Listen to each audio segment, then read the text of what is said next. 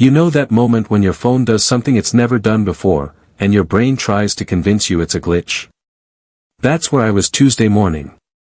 Coffee pot in one hand, phone in the other, watching my banking app replace my balance with a gray line. Account restricted.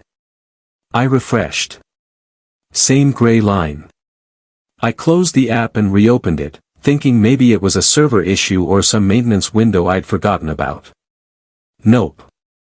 Still restricted. Before I tell you what happened next, if you want to see how this ends, and trust me, the courtroom twist is worth it, make sure you're subscribed. Hit that like button, drop a comment if you've ever dealt with a divorce that wasn't what it seemed, and share this with anyone who needs to hear it. Because what I learned in the next 72 hours could save someone else from losing everything. The thing about routine is that it makes you predictable, but it also makes you notice when something breaks the pattern. And this wasn't just broken. This was deliberate. The call came 60 seconds later. Mr. Caldwell, this is Jennifer from First National. I'm calling about the emergency filing we received overnight. I set the coffee pot down. What filing? From your spouse's attorney. A temporary restraint order on all joint accounts pending asset disclosure. My stomach dropped, but my voice stayed even. Can you tell me what time that was filed? It came through at 11:47 p.m. Midnight. While I was asleep. And what exactly is being disclosed? I asked. All marital assets, sir. All. Not some. Not disputed accounts. Everything. 3 weeks earlier, Elaine and I had filed for divorce. It wasn't friendly, but it wasn't hostile either. We'd even talked through a rough split over coffee, civil, equitable, no lawyers needed for the details. Or so I thought. Turns out, civility has a shelf life. By lunch, I had the full motion in my hands. Elaine was requesting exclusive temporary control of our finances, claiming I was hiding money and citing financial opacity. I read it 3 times. The writing was good, too good. Urgent without being hysterical. Concerned without being accusatory. But there was no evidence. That's what bothered me most. Elaine didn't bluff. If she filed something this aggressive, she either had something on me, or she thought I had nothing on her. The hearing was Friday. 3 days. So I did what any auditor would do when accused of hiding money. I pulled every record I had. Tax returns. Bank statements. Retirement accounts. 12 years of financial history, all cross-referenced, all documented. Everything matched. Except one thing. Elaine's consulting income. For years, she'd told me it was irregular. Small projects here and there. Not worth tracking separately. But looking at her disclosure forms now, the numbers felt incomplete. So I went looking. I logged into an old cloud account we'd used before switching to new devices. Most of it was junk, old vacation photos, random PDFs, forgotten downloads. But buried in a folder labeled Q3 Forecast was a spreadsheet. Not mine. I opened it. It wasn't a forecast. It was a ledger. Monthly deposits, rounded amounts, tracked quarter by quarter for 4 years. The total at the bottom, $640,000. I stared at that number for a long time. Then I forwarded it to my attorney with one question. Does this account exist, and was it disclosed? The answer came back 24 hours later. Yes. And no. When Friday came, I walked into that courtroom knowing exactly what Elaine had done. She sat across from me looking calm, professional, like someone doing the responsible thing. Her attorney stood and made his case. I was hiding assets, she needed protection, the court should act quickly. When the judge turned to me, I simply said, I oppose. On what grounds? Because the accusation is false. Then my attorney placed one document on the bench. The spreadsheet. Elaine's face changed, not dramatically, but enough. The judge asked what he was looking at. My attorney explained, a private ledger, an undisclosed account, $612,000 that had never appeared in discovery. The courtroom got very quiet. The judge asked Elaine directly, "Have you disclosed all accounts?" She hesitated. "Yes.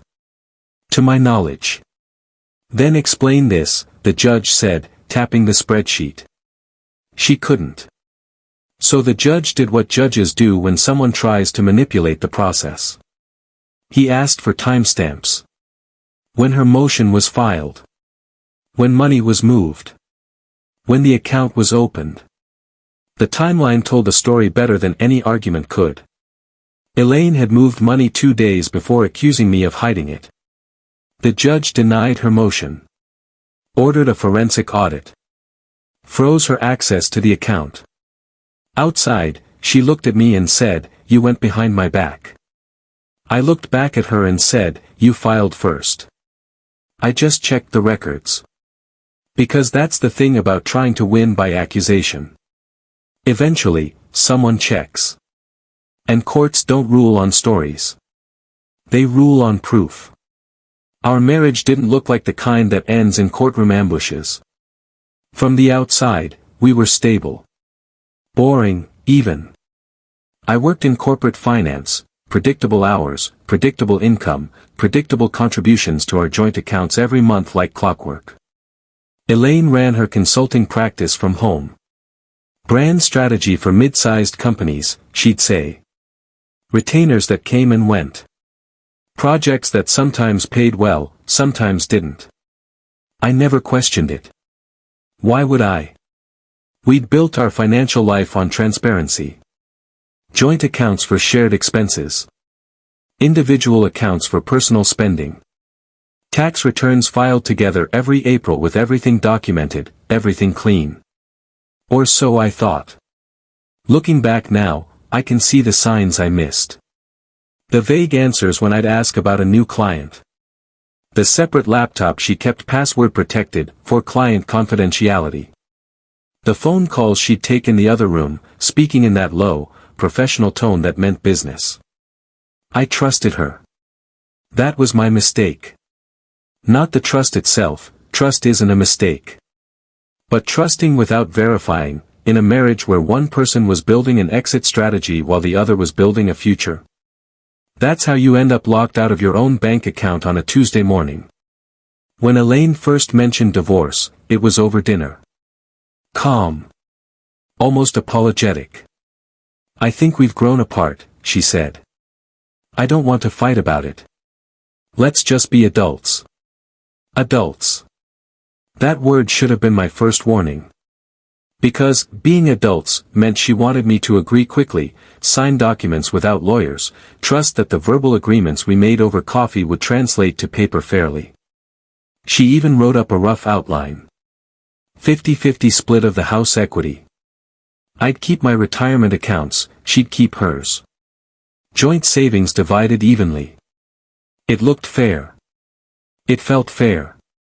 It was designed to feel fair, while hiding the one thing that made it completely unfair. We spent 2 weeks in this weird limbo where we were technically separated but still civil. She'd text about household bills. I'd Venmo my half. We even had coffee once to discuss the timeline. "No rush," she said. "Let's do this right." I believed her. Then the disclosure paperwork arrived. Standard stuff, supposedly.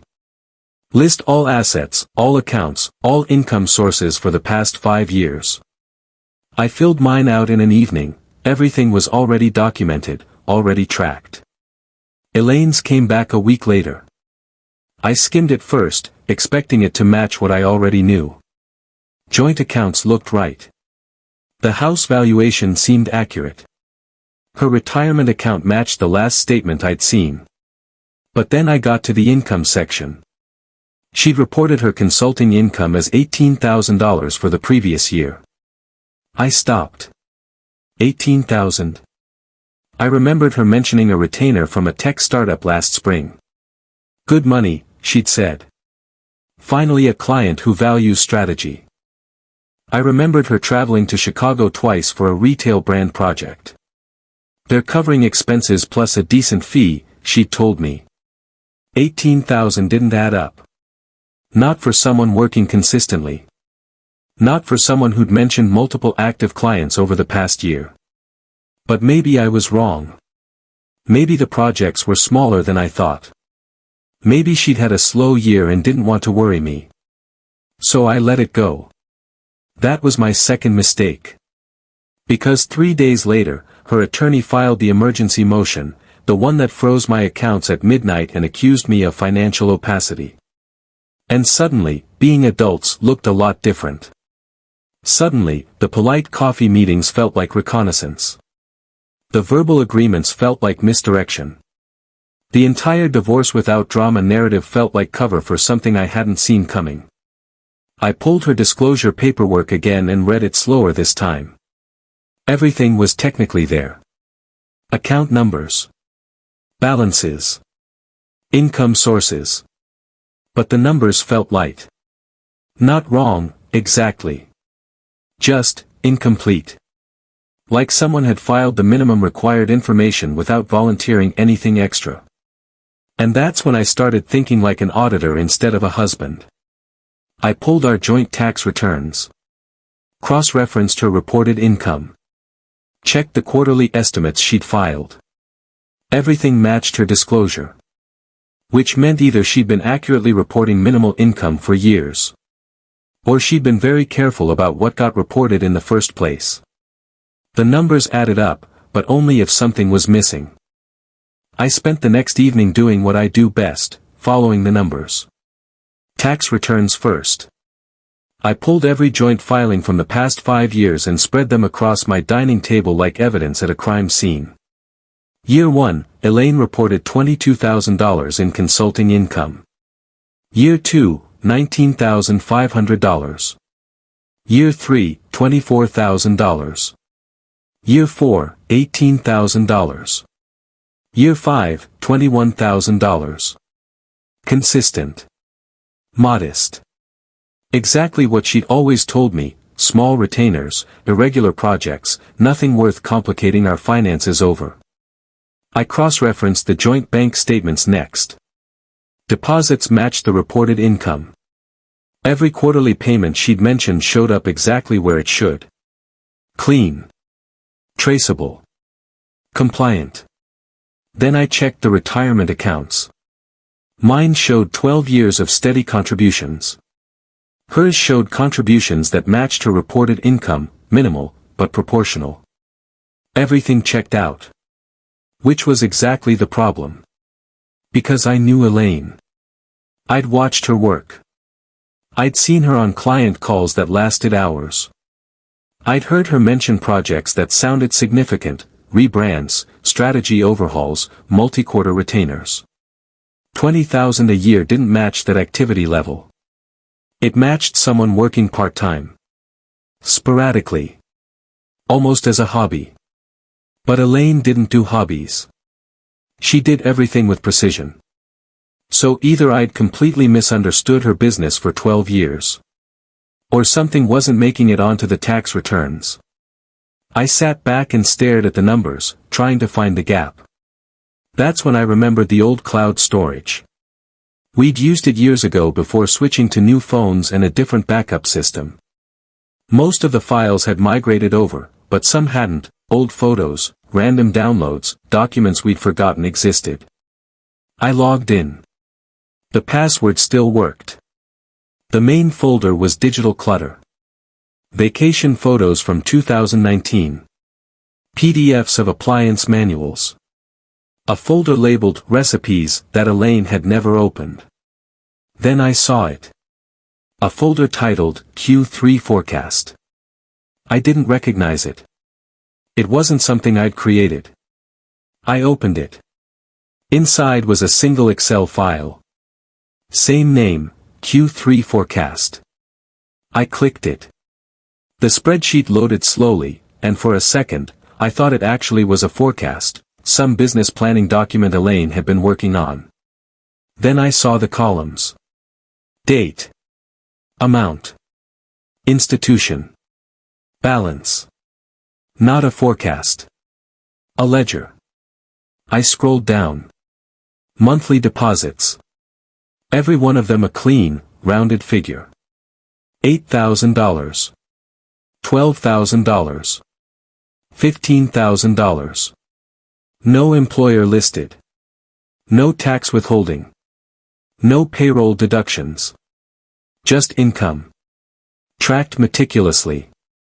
Quarter by quarter. I kept scrolling, my coffee going cold beside me. The entries went back 4 years. And at the bottom, in a cell formatted with bold text, was a total. $640,248. I stared at that number for a long time. $640,000. Not over 12 years of marriage. Over 4 years of carefully tracked deposits. My hand stayed steady on the keyboard, but my mind was moving faster than I could process. This wasn't a missed tax form. This wasn't an oversight. This was a second income stream, one that had never appeared on a single joint tax return, never been mentioned in any financial discussion, never showed up in her divorce disclosures. I zoomed in on the institution column. The logo was small but clear, Harrington Private. I knew that name. It was a private banking division that specialized in high-net-worth clients. The kind of bank that didn't advertise. The kind that prioritized discretion. The kind you didn't use for $20,000 a year in consulting income. I sat back, forcing myself to think methodically. Confronting Elaine would be satisfying. It would also be stupid. Because confrontation destroys evidence. It gives people time to move money, delete files, create explanations. What I needed wasn't an argument. I needed verification. I forwarded the spreadsheet to my attorney with a single line. Asterisk, please verify whether this account exists and whether it was disclosed in discovery. Asterisk. Then I closed the laptop and waited. The response came back 24 hours later. Short. Direct. Devastating. Account confirmed. Harrington Private, account ending in 4821. Opened 4 years ago. Current balance approximately $612,000. No record of disclosure in respondent's financial statements. I read it twice. It existed. It was active. And it had never been disclosed. Friday morning arrived with the particular silence courtrooms are built to hold. Family court isn't like what you see on TV. No dramatic objections. No raised voices. Just people in business clothes sitting in wooden pews, waiting for a judge to decide their financial futures in 10-minute increments. I arrived 15 minutes early and took a seat in the back. Elaine was already there. She sat at the petitioner's table in a navy blazer I'd seen her wear to client meetings, professional, composed, like someone doing the responsible thing. Her attorney sat beside her, a man in his 50s with silver hair and the kind of calm that comes from winning often. When she saw me, she didn't react. No acknowledgement. No tension. Just the faint posture of someone who'd already decided how this would go. I sat at the respondent's table alone. My attorney had sent the evidence ahead but couldn't make the hearing, a scheduling conflict she'd apologized for 3 times. You'll be fine, she'd said. Just stay calm and let the documents do the work. So that's what I planned to do. The bailiff called the room to order, and Judge Whitaker entered, a man in his early 60s with reading glasses hanging from a chain and the expression of someone who'd heard every story twice. Estate of Caldwell, he said, glancing at the docket. Emergency motion for temporary financial control. Elaine's attorney stood smoothly. Your Honor, Daniel Roth for petitioner Elaine Caldwell. We appreciate the court's time on this urgent matter. Urgent. That word again. My client, Roth continued, seeks temporary exclusive control of marital assets due to concerns of financial opacity and potential dissipation by the respondent. Judge Whitaker looked up. What dissipation? We believe Mr. Caldwell has been moving funds in anticipation of division, Your Honor. My client has documented inconsistencies in his disclosures and fears further concealment. The judge turned to me. Mr. Caldwell. I stood. I oppose the motion, Your Honor. On what grounds? The allegation is false. Roth smiled faintly, like I'd just said something predictable. Your Honor, with respect, the respondent's claim of transparency is contradicted by his own financial behavior. Judge Whitaker's pen paused over his notes. What behavior? Incomplete disclosures. Vague explanations of account activity. My client has reason to believe. Belief isn't evidence, counsel, the judge said quietly. Roth adjusted. We intend to subpoena further records, Your Honor, but in the interim, we're asking for protective measures. The judge looked at me again. Mr. Caldwell, do you have a response? I do, Your Honor. I nodded to the bailiff, who walked over and collected the document I placed on the table, a single printed page. The spreadsheet. The judge accepted it, adjusted his glasses, and scanned the page. His expression didn't change, but his pen stopped moving. What is this? He asked. A financial ledger, Your Honor, I said. Maintained by Mrs. Caldwell. It tracks deposits to a private account at Harrington Private Bank. Elaine's head turned slightly. Not dramatically. Just enough. Roth frowned. Your Honor, I've reviewed all disclosed accounts. There's no. That's correct, I said. Because it was never disclosed. The courtroom went quiet in that specific way silence becomes its own presence. Judge Whitaker looked at Elaine. Mrs. Caldwell, have you disclosed all financial accounts held during this marriage? Elaine hesitated. It was barely a second. But in a courtroom, a second is everything. Yes, Your Honor, she said. To the best of my knowledge. The judge's gaze hardened. Your attorney just said this account doesn't exist. We verified it yesterday, Your Honor, I said. Account ending in 4821. Opened 4 years ago. Current balance approximately $612,000. Roth stood abruptly. Your Honor, if there was an administrative oversight in the disclosure process. Sit down, counsel. Not loud. Not harsh. But absolute. The judge turned back to Elaine. Mrs. Caldwell, why wasn't this account disclosed? Elaine's composure cracked, just slightly. That income was separate, Your Honor. It was earned independently. During the marriage, the judge asked. She paused. Yes, but. Then it's marital property subject to disclosure. He tapped the spreadsheet. And this ledger suggests the tracking was deliberate. Silence pressed in from all sides. Then Judge Whitaker said the words that changed everything. I want timestamps, he said. When was this motion filed? When were the deposits made? When was money transferred out of this account? Roth glanced at Elaine. She didn't look back. I handed the bailiff a second page, the transaction history my attorney had subpoenaed. The judge reviewed it in silence. Then he looked up. Mrs. Caldwell, you transferred $47,000 out of this account 2 days before filing this motion. Elaine said nothing. And then you filed an emergency motion accusing your husband of financial concealment. Still nothing. The judge set the papers down carefully. Once the dates were on the record, the story stopped being hers. Judge Whitaker didn't raise his voice. He didn't need to. He simply laid the transaction history flat on the bench and read aloud. October 8th, he said. Transfer out, $47,000. October 10th, motion filed claiming financial opacity and requesting exclusive control of marital assets. He looked up at Elaine over his reading glasses. Mrs. Caldwell, you moved money 2 days before accusing your husband of moving money.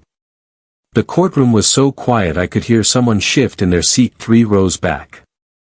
Elaine's hands were folded on the table in front of her, fingers laced tightly. "Your Honor, that transfer was for legitimate business expenses." "From an account you didn't disclose?" the judge asked. She stopped.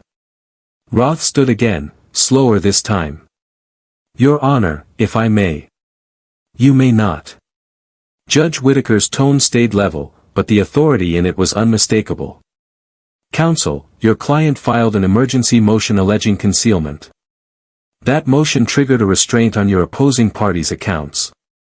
And now we discover that your client maintained a 6-figure account that was never disclosed and moved funds from it days before filing." Roth's jaw tightened. "Your Honor, we were not aware." "Then you should have been." The judge turned back to Elaine, and his expression shifted from irritation to something colder, disappointment. "Mrs. Caldwell, do you understand that financial disclosure in family court isn't optional? It's not a suggestion. It's a sworn obligation." "I understand, Your Honor," Elaine said quietly. "Then explain why this account wasn't listed." She opened her mouth. Closed it. Tried again. "It was separate. I didn't think it was relevant to the marital estate." Judge Whitaker set his pen down with a soft click. "You didn't think a $600,000 account opened during the marriage was relevant?" Elaine said nothing. The judge looked at the transaction history again, tracing a line down the page with his finger. "This ledger shows deposits dating back 4 years. Consistent monthly income. Tracked meticulously." He glanced up. "Does that sound like something you forgot about?" "No, Your Honor." "Does it sound like an oversight?" "No." "Then what does it sound like, Mrs. Caldwell?" Elaine's composure finally cracked, not into emotion, but into silence. The kind of silence that admits everything without saying a word. Roth shifted beside her, and I caught it, the smallest movement of his chair, barely an inch, but enough to create distance. He was separating himself. Judge Whitaker exhaled slowly, then delivered his rulings in the same calm, procedural tone he'd used the entire hearing. "The motion for temporary exclusive control is denied." Elaine's shoulders tightened. Further, the judge continued, "I'm ordering a full forensic audit of all accounts held in Mrs. Caldwell's name, jointly or individually, for the duration of the marriage." Roth started to stand. The judge raised a hand. "Costs for the audit will be borne by the party who failed to disclose." "That's you, Mrs. Caldwell." Elaine's expression stayed frozen, but her breathing changed, shallow, controlled, like someone trying not to react. Additionally, Judge Whitaker said, "I'm issuing a temporary injunction on the Harrington account. No withdrawals, no transfers, no access pending equitable division." He signed the order with 2 swift strokes, then looked up. "Mrs. Caldwell, you came into this courtroom asking me to freeze your husband's accounts because you were afraid he was hiding money. Instead, you've shown me that you were hiding money, and then projecting that behavior onto him." Elaine didn't respond. "This court takes non-disclosure seriously," the judge said. "If the audit reveals further concealment, we'll revisit sanctions. Do you understand?" "Yes, Your Honor." Judge Whitaker closed the file. "We're adjourned." The bailiff called the next case, and just like that, it was over. No dramatic exit. No shouting. Just the quiet shuffle of people standing, gathering papers, moving toward the door. Roth leaned toward Elaine and said something I couldn't hear. Her face stayed blank, but her hands gripped the edge of the table. I gathered my documents slowly, deliberately, letting the moment settle. As I stood, Elaine finally looked at me. Not with anger. Not with defiance. With the realization that she'd miscalculated. She'd thought the emergency motion would corner me, force me into a defensive position, make me scramble, maybe even make me look guilty. Instead, it had triggered the exact verification she'd been trying to avoid. Outside the courtroom, I paused in the hallway and checked my phone. A message from my attorney, how did it go? I typed back, motion denied. Account frozen. Audit ordered. Her response came immediately, perfect. That's exactly what we needed. I slipped the phone into my pocket and exhaled for what felt like the first time all morning. The court didn't punish her yet. It just took away her advantage. The forensic accountant was a woman named Dr. Patricia Huang, and she didn't waste time with pleasantries. I'll need access to all financial records, she said during our first call. Bank statements, tax returns, business filings, credit card statements, everything from the past 7 years. 7. I asked. Standard look-back period for marital asset cases involving suspected concealment, she said matter-of-factly. If there's a pattern, it usually shows up in the pattern.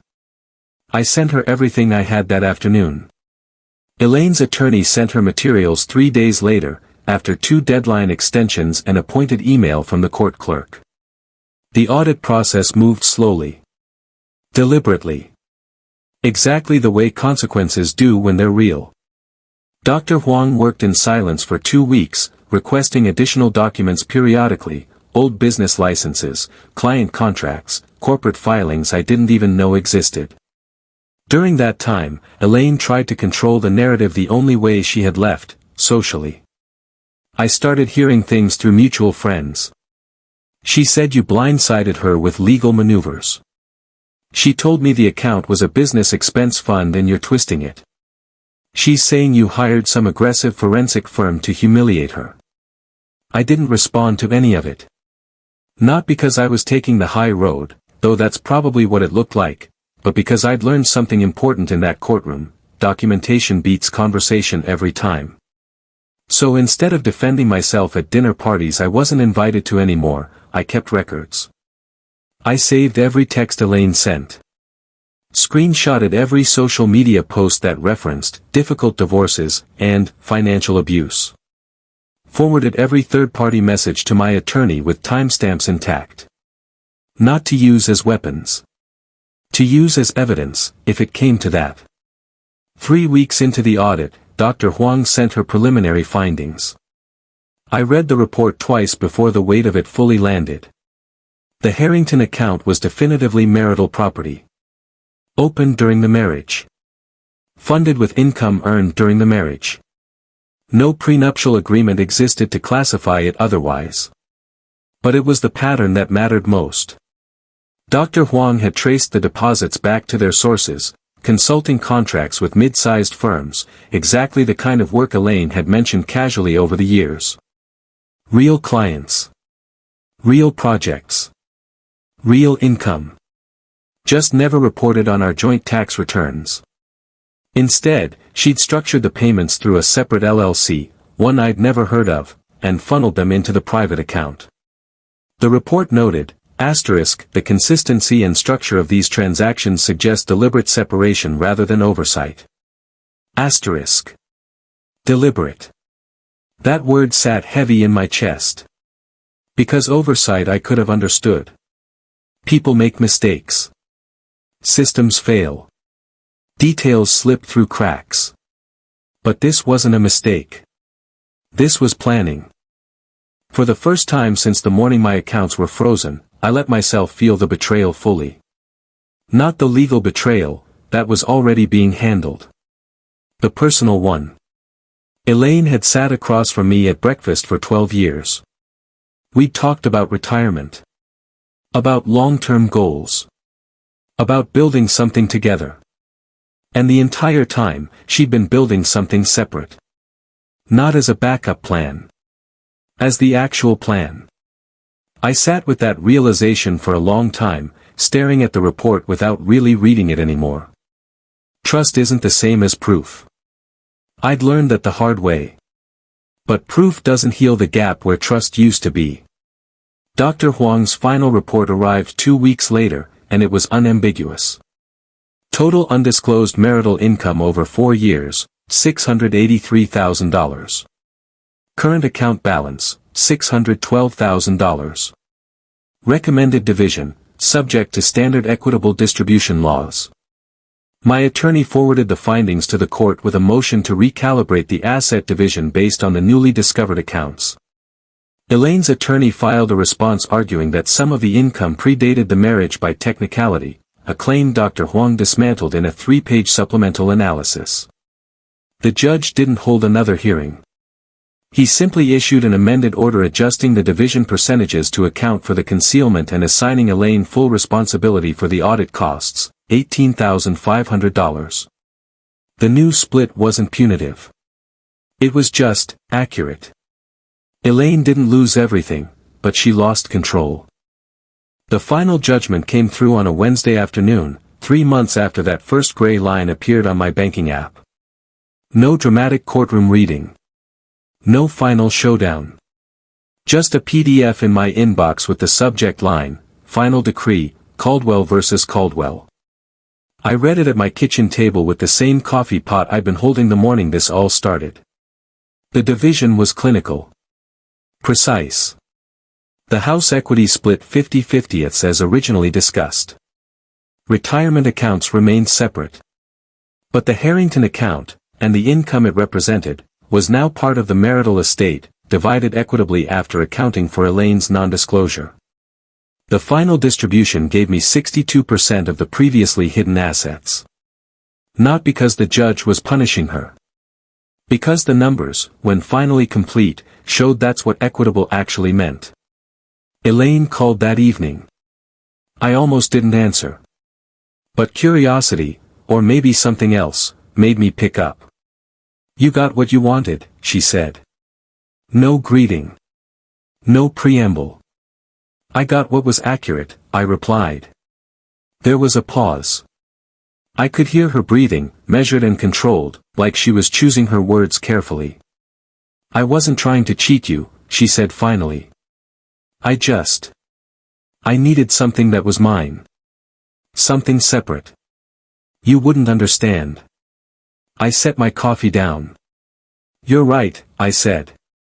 "I don't understand building a separate future while pretending we were building one together. That's not fair." "Fair?" I kept my voice level. "You froze my accounts at midnight and accused me of hiding money while you had over $500,000 in an account you never mentioned. Not once in 12 years. She was quiet for a moment. "Then, I was protecting myself." "From what?" "From this," she said, and I could hear something crack in her voice, not quite emotion, but the edge of it. "From ending up with nothing." I almost felt something then.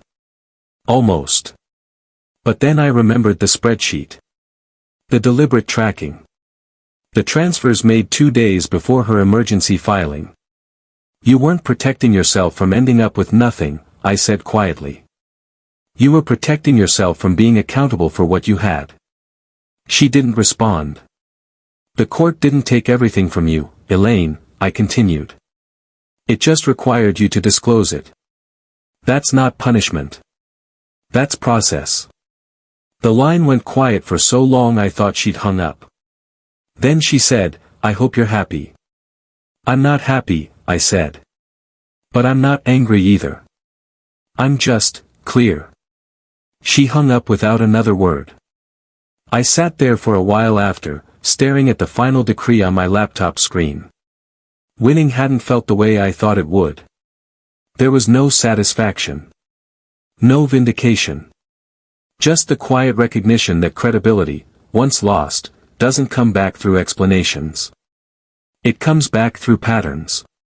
And Elaine's pattern had been clear from the moment the judge asked for timestamps. She'd built her case on accusation. On urgency. On the assumption that whoever filed first, filed strongest. But courts don't work that way. They don't divide assets based on who sounds more reasonable or who filed the most aggressive motion. They divide them based on what can be proven. And proof, I learned, doesn't care about intentions. It doesn't care if you were scared or strategic or trying to protect yourself. It only cares about what actually happened. Elaine had tried to take everything by accusing me of the exact thing she was doing. And in doing so, she'd exposed herself completely. Not because I was smarter. Not because I was more ruthless. But because I'd followed the one rule that matters in family court: document everything, verify everything, and let the evidence speak. The freeze on my account had been lifted weeks ago. The Harrington account had been divided according to the amended judgment. The audit costs had been paid. Everything was settled. Except the lesson. I closed my laptop and looked around my kitchen, the same kitchen where this had all started. The coffee pot was still half full. The morning light still came through the same window. Everything looked exactly the same. But I wasn't the same person who'd been standing here 3 months ago, staring at a gray line on a screen. That person had trusted without verifying. That person had believed fairness was something you agreed to over coffee. This person knew better. Because I'd learned the hard way that courts don't divide assets on sympathy. They don't divide them on stories or intentions or who seems more reasonable. They divide them on proof. And proof, when it finally surfaces, doesn't just change the outcome. It changes everything. If you appreciate stories where truth actually wins, tap like and subscribe. This channel is for people who see through the noise, and I want you here. Drop a comment if this story hit close to home.